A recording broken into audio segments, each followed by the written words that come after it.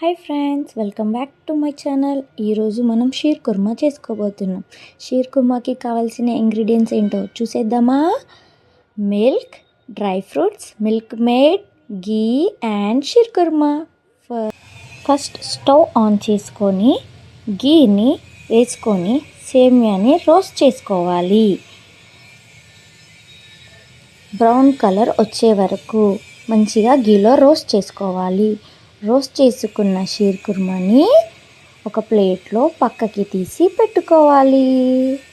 Next step వచ్చేసరికి dry ఫ్రూట్స్ని కూడా గీలో మంచిగా రోస్ట్ చేసుకొని ఒక ప్లేట్లో తీసి పక్కకు పెట్టుకోవాలి.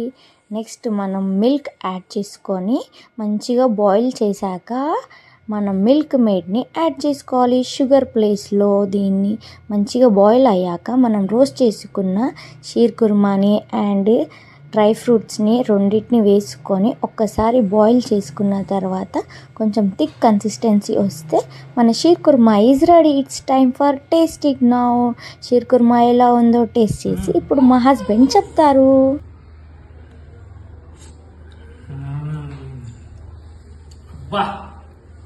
అబ్బబ్బా